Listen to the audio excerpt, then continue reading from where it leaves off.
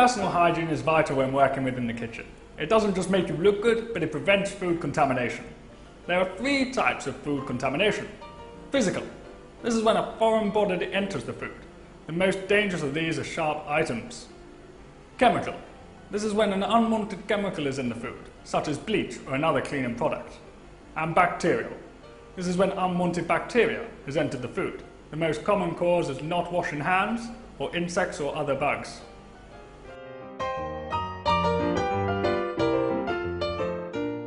I am now going to talk you through the danger zones of personal hygiene.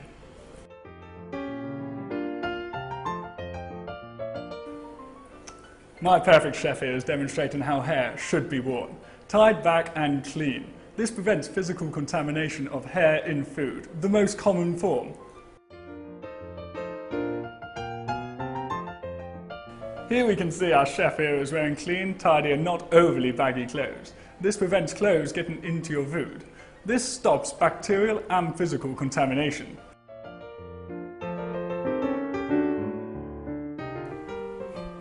I can see you're wearing good shoes. Shoes should be clean and covered, as well as practical and comfortable. No flip-flops, high heels, none of those, just none.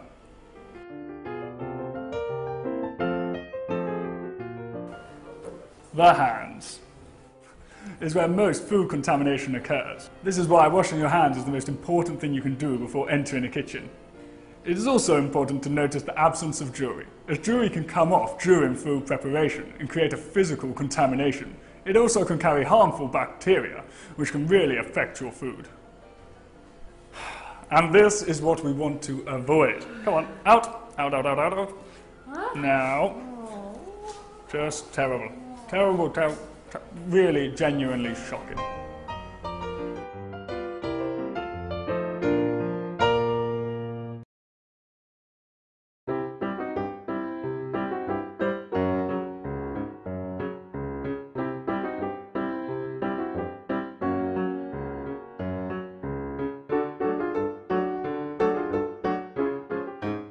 The chopping board is one of the most useful tools in the kitchen, but can potentially be one of the most dangerous.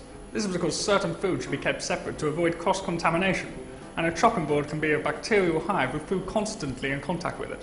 This is why there are colour-coded boards for different types of food. As FoodCycle only cooks delicious vegetarian food, I'm just going to go through the chopping boards we need. Green is the chopping board for fruit and salad.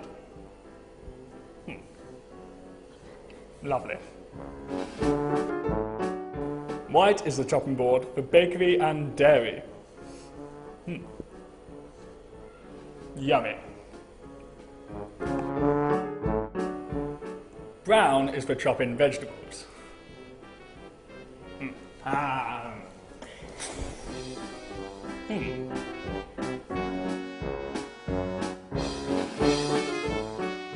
Hello again. Washing food is one of the first steps to help stop food contamination. Washing all food thoroughly helps get rid of the immediate risk of physical contamination, of dirt and insects getting into food.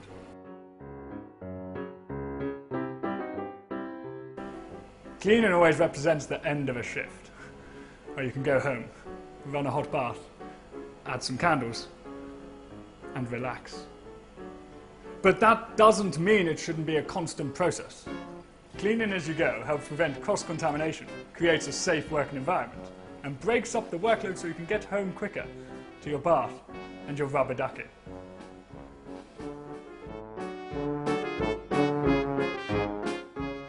A major part of FoodCycle's work is food pickups. Oh, what luck! A FoodCycler has just arrived from a perfect pickup. Do you mind if I ask you a few questions? No, go ahead. Well, where does this lovely food come from? Just the local shop. Oh, and I guess you just got in there and grabbed it and straight out. No, I go in, I introduce myself to the till or the customer service desk and tell them I'm from FoodCycle and here to pick up surplus food. And then grab the food and quickety-quick, out we go. No, I'll scan the food, look over it, make sure it's clean and safe for consumption, and then I'll load it into my bag with the heaviest items at the bottom and the lighter ones at the top. And then it's a quick hop skip back to the kitchen, yes? Well, no, then I'll say thank you to the shop and I'll pick up my bags whilst keeping my back straight and bending my knees. And then I head back to the kitchen. That does sound like the perfect food pickup. Would you go for a stroll or go for a drink? No, I need to go cooking now. Okay, well, that's a dedicated food cycler.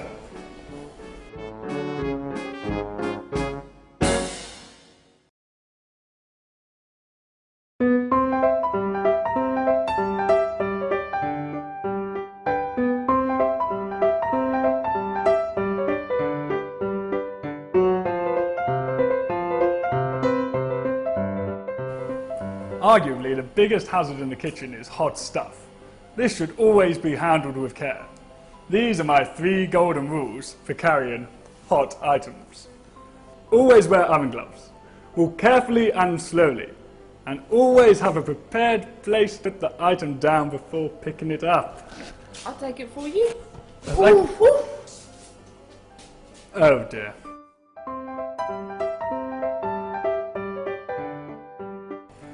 This volunteer has burnt herself.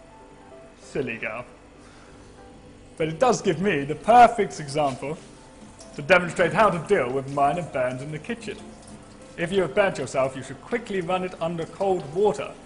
You must do this for at least 10 minutes until the area goes numb. This prevents the burn from spreading. If the burnt area is on a leg and this is tricky, you should quickly place a cold item on that area, like a pack of frozen peas. If the burn is severe, you must place a clean plastic bag or cling film over the scalded area. This prevents the burn from spreading and can really prevent the cause of infection. Dial 999 for emergencies. Now, you look like you know what you're doing. I'm going to let you get on with that one.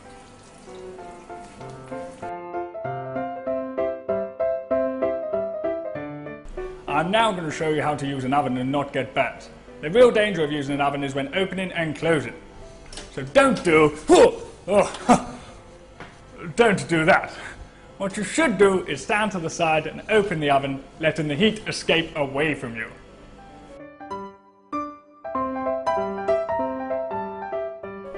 Sharp items are crucial in a kitchen, but they must be handled with care.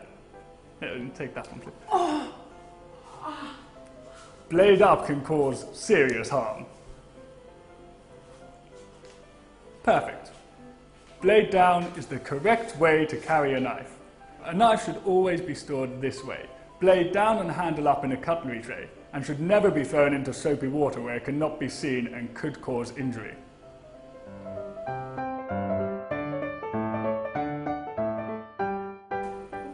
When a minor cut occurs in the kitchen, you should clean and wash the wound, ready to be covered with a blue plaster. This not only stops the wound from getting infected, but also a blue plaster is very visible if dropped in food. This prevents physical contamination and means the food can be discarded before it reaches the customer.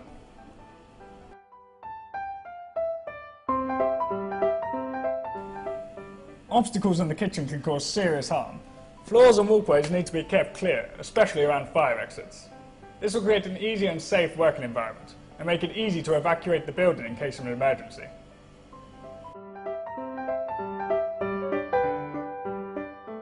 Finally, any accidents must be recorded in the first aid logbook. Now, what have we had today? We've had 1 burn and 1 cut. I'll put them in right away.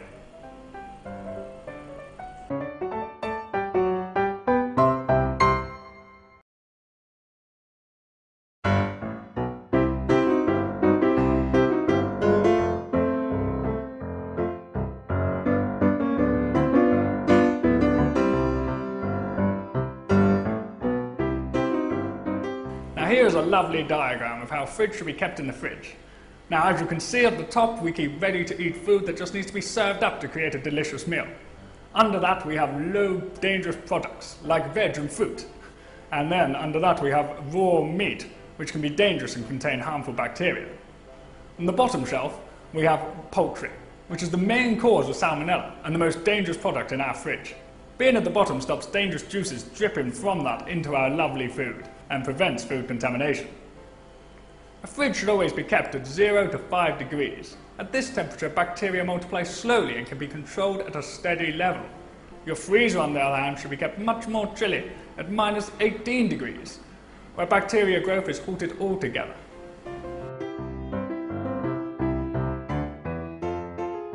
Cooking is what kitchens is all about. It is therefore important to know when things are cooked. This can be done by taking the core temperature of the food. This is done by either a temperature probe or a knife being stuck into the center of the cooked food and touched on pulling out. This should be scalding hot, as the core temperature of any cooked food should be 72 degrees, as most bacteria is killed at this temperature.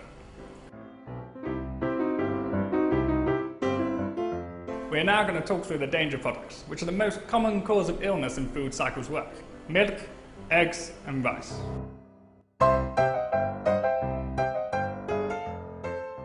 Bad eggs are simply detectable with this simple test. Put an egg in a glass of water. If it floats, there's no quiche today. Put an egg in a cup of water and it sinks, then go ahead and make that lovely quiche, omelette, or just a fried egg for a FoodCycle customer.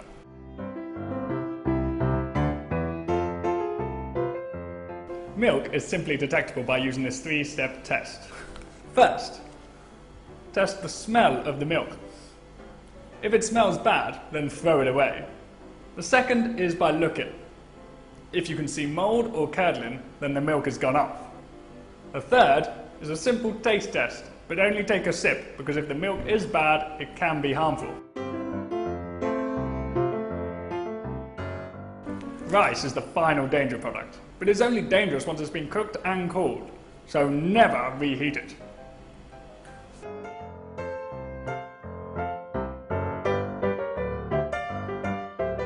Now you have completed the FoodCycle food safety course, and the final test has been unlocked. Go forth and become a FoodCycle volunteer and make lots of people happy. Congratulations!